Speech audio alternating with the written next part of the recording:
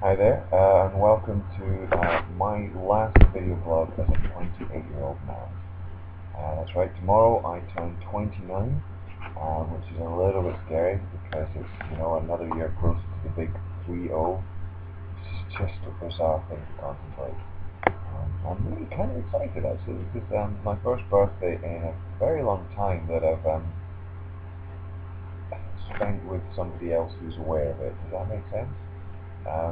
I've been travelling a lot, and usually my thing has been to not tell anybody about my birthday. But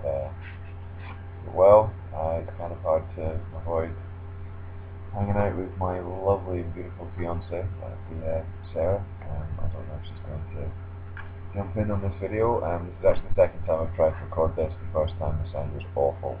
I thought she was jumping in all the time. It was great, but then she recorded it and she said, "I'll do my own folks stuff." Anyway, having said all that, the sound in this is probably going to be awful too. So, anyway. Did you hear that? I'm to speak louder.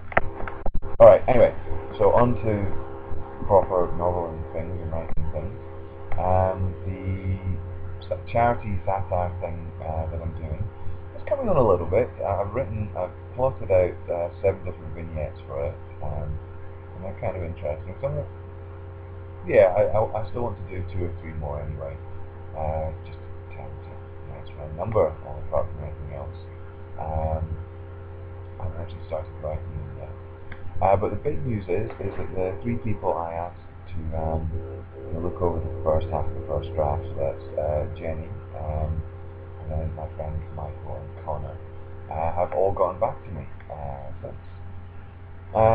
Most of the comments have been very, very positive. I was expecting to get ripped to shreds, but there are a couple of overriding themes. The main one is that the diary format is at the very least unnecessary, but more likely a little bit sort of counterproductive. Quite apart from the fact that I've never been a 16-year-old girl, and I've never had that perspective to draw from. It just doesn't really work for the story that has to be told. As Sarah pointed out to me today, the whole sort of basis of the story is this restaurant chain, this fast food chain, that historically, didn't reach the UK, I think, until the 60s or 70s. Well, the notion of a fast food chain, anyway, has already arrived, and it's this thing there that's the main crux of the story. It's not even the word I'm looking for, it's just not telling it through a single person's diary is not the best way to tell that story. So what I'm going to do is I'm going to finish the novel. I'm going to finish the novel in the first person still, from Mary's perspective, but without the paraphernalia of a diary. So she's not going to be like saying "Dear Dot" at the beginning of each entry and saying goodbye. Part of it was I wanted to do a little bit of a homage to homage, or how it is I'm supposed to say that. I don't actually know. But Sarah says homage.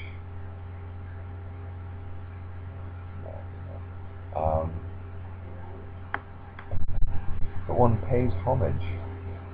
No.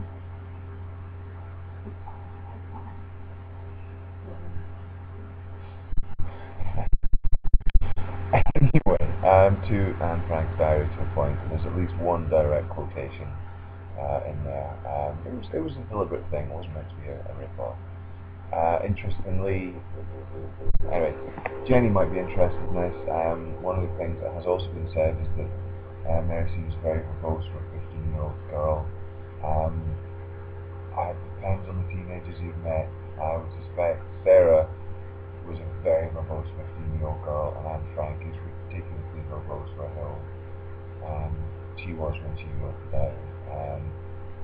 Anyway, that aside, I'm going to finish what I've written so far, finish the novel out in the first person from Mary's perspective. That likely is not will change to a third person perspective. There might throw in some other bits as well. I'm not really that disappointed. I mean, realistically, I was always going to have to, extensively rewrite this. In my head, I thought that first draft of my first novel was going to be mostly perfect, except for a few punctuation errors. As was. Anyway, I rambled on far too long, maybe 6 minutes again, so I'm gonna get going. In summary, still doing the satire thing, plotting it out roughly.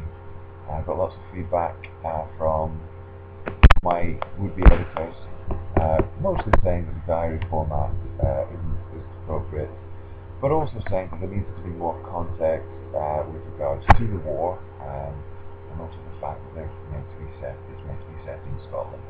At the moment, everything sounds sort of Middle England, Middle America, almost very nondescript dialects, and I need to fix that. Okay, that's all. Thanks for watching, and I'll see you next week. Bye-bye.